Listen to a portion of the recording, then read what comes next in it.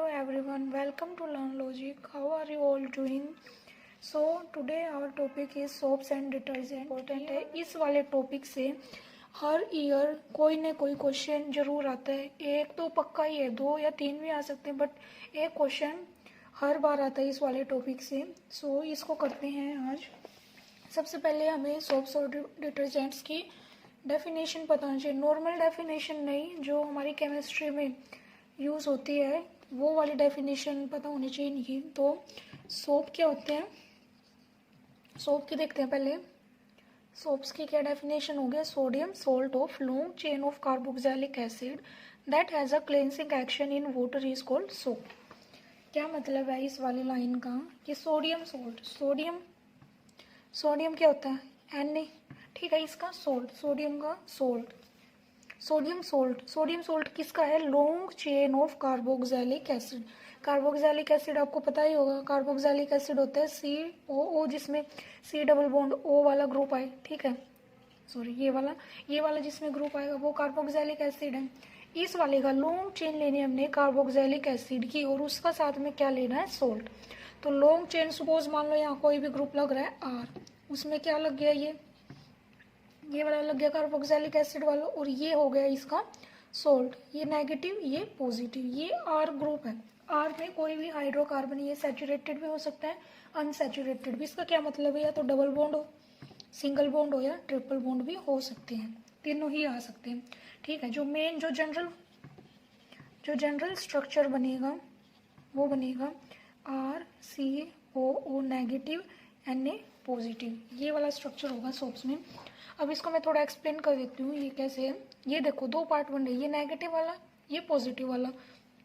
ये एक पार्ट है, ये अलग पार्ट है।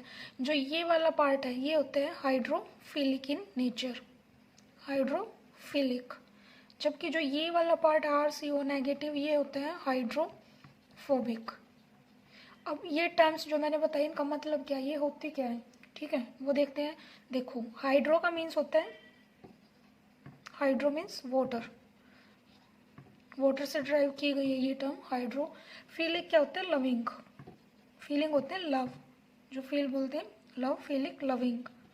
जो वाटर लविंग हो, वाटर लविंग का मतलब क्या है? जो वाटर के साथ बॉन्डिंग बनाएगी। जो Na पॉजिटिव है ये वाटर की तरफ अट्रैक्ट होगा, ठीक है, उसके साथ बॉन्डिंग बनेगी। और जबकि हाइड्रोफोबिक का मतलब क्या होता है? फोबिया मीन्स हेट, हेटिंग, जो उससे दूर जाएगी, ठीक है, उससे क्या होगी? उसके साथ बॉन्डिंग नहीं, ये वाटर के साथ बॉन्डिंग नहीं बनाएगी, ये बनाएगी हमारी, वो आगे बताती हूँ मैं किसके साथ बनाएगी। बट जो हाइड्रोफिलिक वाटर के साथ बॉन्डिंग बनाएगा, हाइड्रोफोबिक वाटर से दूर जाएगा, उसके साथ बॉन्डिंग नहीं बनाएगी।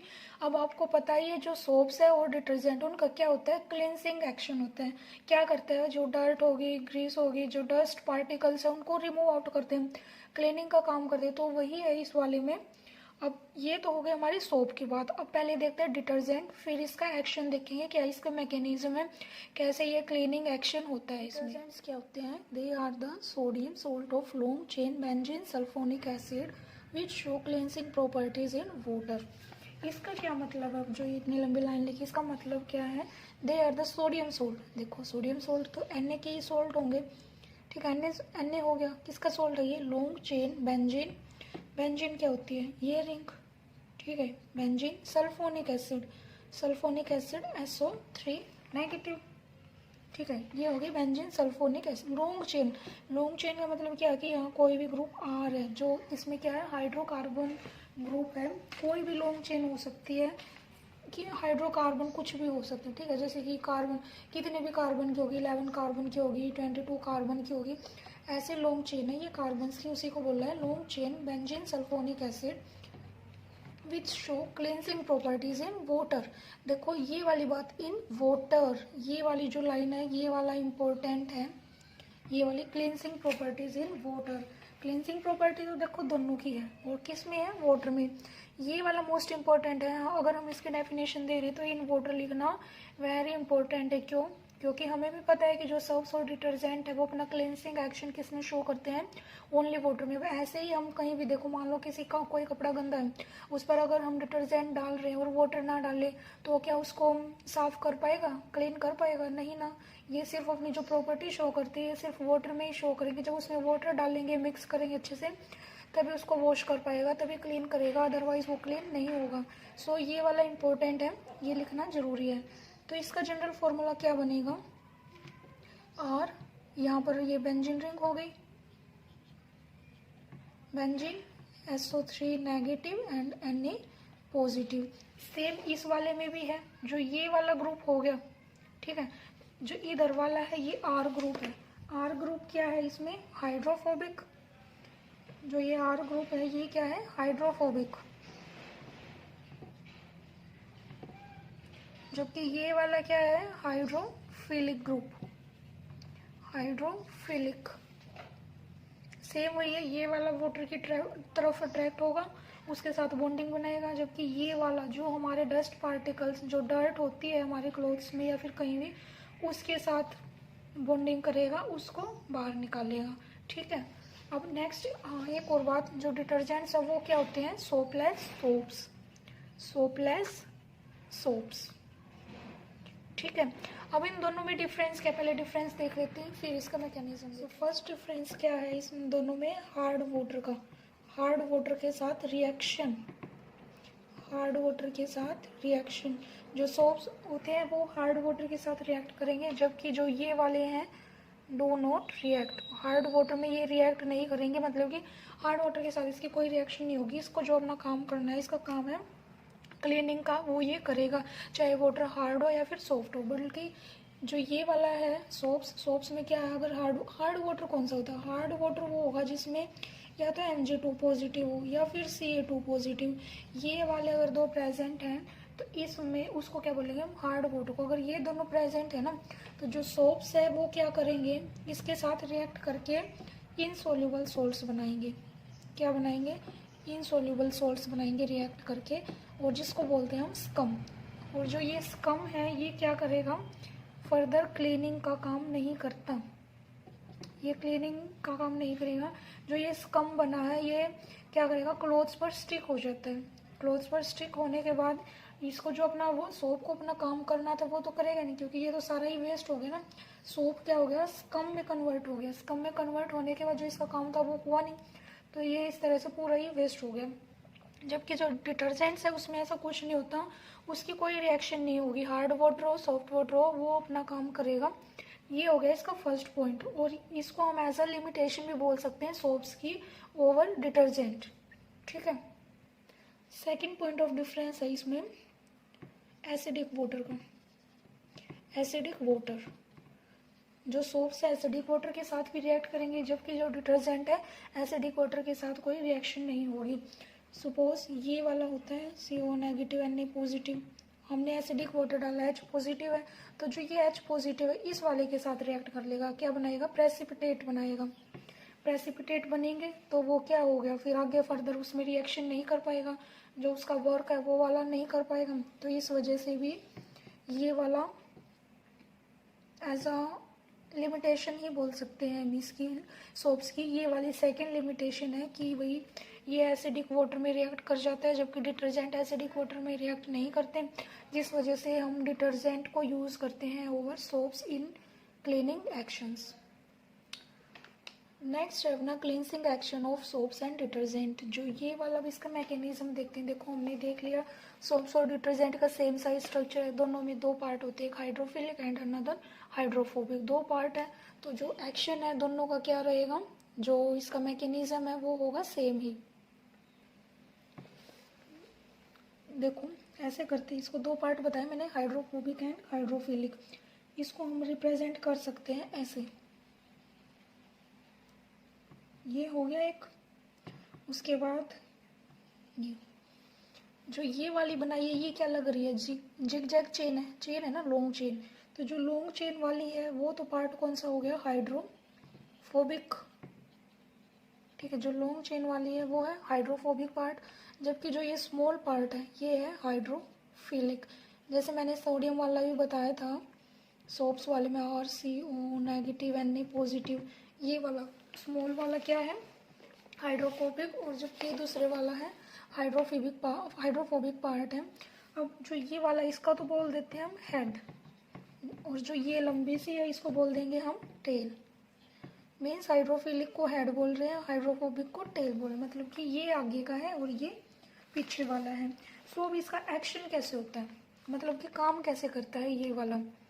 तो इसमें एक टर्म आती है, कुछ इसमें टर्म्स है, तो हमें पहले उन टर्म्स का पता होना चाहिए क्या मतलब है, उनकी क्या डेफिनेशन होगी।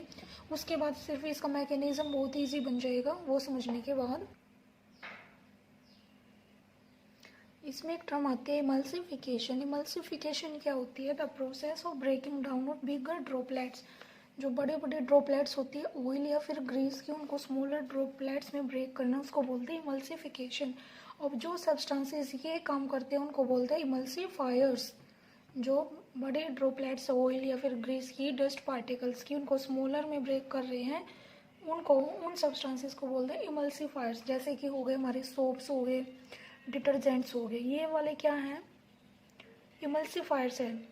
ठीक है, तो अब इसमें नेक्स्ट करते हैं मिसेल्स। एक होती है मिसेल्स, फॉर्मेशन ऑफ मिसेल्स। इस वाले में क्या होगा, जैसे ऑलरेडी मैं आपको बता चुकी हूँ कि ये जिग जैग है और ये वाला, ये हेड है, ये टेल है, ये hydrophilic and this is hydrophobic. So ये वाला वर्क कैसे करता है, अब मैकेनिज्म है इसका कि कैसे काम करता है। तो ये क्या करते हैं, इस तरह से क्लस्टर बनाएंगे, जिस वाले में क्या होगा, जो हेड है वो तो होगा बाहर की साइड, और जबकि जो टेल है वो अंदर की साइड।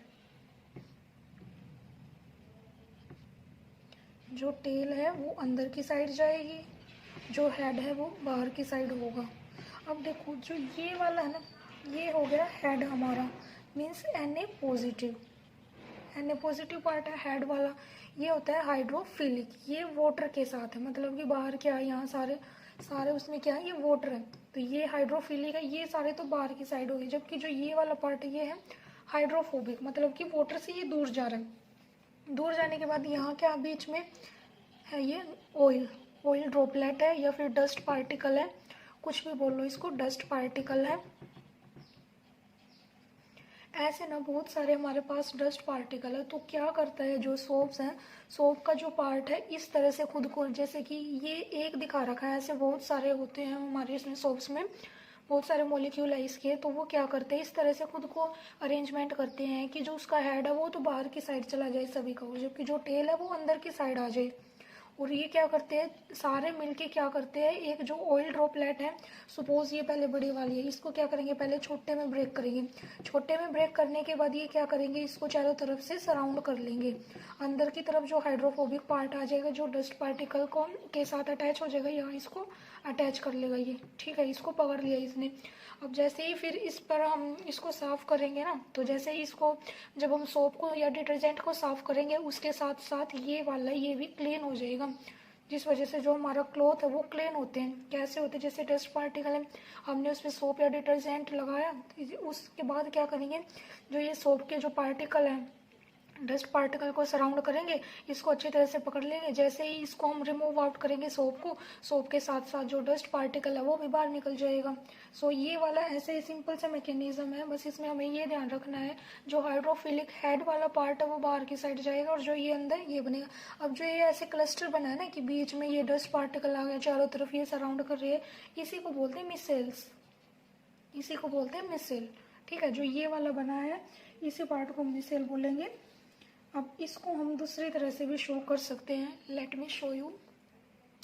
देखो इसमें आपको और ज़्यादा अच्छी तरह से समझ में आएगा। स्टार्टिंग से करते हैं, ये है हमारा कोई भी ग्रीस पार्टिकल या फिर डस्ट पार्टिकल, ऑयल ड्रॉपलेट, कुछ भी है, मतलब कि ऐसा डस्ट ये मान लो जिसको हमें साफ़ करना है, क्लीनिंग एक्शन शो करना है इसमें। तो ये वाला इसका वाटर का सरफेस है, वाटर है इसमें। अब देखो ये ग्रीस या फिर डस्ट है, इस वाले में क्या है, ये सोप है। इसमें दो पार्ट दिखा रखे हैं, जो ये ऊपर जहाँ पर थोड़ा डार्क है ये वाला है हाइड्रोफिलिक पार्ट, और जबकि जो ये नीचे वाला है एम्प्टी है, ये जो लॉन्ग चेन होती है वो शो की है, ये है हाइड्रोफोबिक। अभी ये क्या करेंगे, बहुत सारे पार्टिकल देखो आ रहे हैं, ग्रीस है या फिर ये जो डर्ट बोल रहे हैं, डस्ट पार्टिकल इसके पास आ रहे हैं, इसको सराउंड कर रहे हैं धीरे धीरे। अब इस वाले में देखो यहाँ थोड़े दूर है, यहाँ पर और ज़्यादा करीब आ गए। इसकी ये देखो ये आ भी कैसे रही, जो इसके मूवमेंट है वो कैसे है, जो ये हेड है हाइड्रोफिलिक पार्ट है वो बाहर की साइड है, और ये कहाँ से लग रहे हैं इस पर, इस वाले जो सरफेस से जहाँ से ये खुद को अटैच करे, कहाँ से कर रहे हैं, जो हाइड्रोफोबिक पार्ट है। देखो यहाँ धीरे धीरे ऐसे किया, थोड़ा सा अटैच यहाँ पास में आ रहे हैं, फिर उसके बाद देखो इतने बड़े पार्टिकल से इन्होंने क्या किया, इसको थोड़ा सा ले लिया, सपोज यहाँ से ले लिया इन्होंने, ये वाला निकाल लिया यहाँ से, ये पार्टिकल धीरे से ये थोड़ा सा निकाला, उसको क्या किया चारों तरफ से सराउंड करने लग गए। यहाँ देखो यहाँ थोड़ा थोड़ा सराउंड कर रही है, फिर जो ये सरफेस है इससे अलग ही हो गया बिल्कुल, और यहाँ पर चारों तरफ से इसने खुद को, बीच में ये आ गया डस्ट पार्टिकल और चारों तरफ ये क्लस्टर बन गया जिसको हम मिसेल बोलते हैं। अब जैसे इसमें इसको हम वॉश करेंगे तो साथ में जो ये डस्ट पार्टिकल ये भी वॉश हो जाएगा। सो ये वाला इसका क्लीनिंग एक्शन था। आई होप आपको ये समझ आया होगा। सो अभी मिलते हैं नेक्स्ट वीडियो में। Thank you.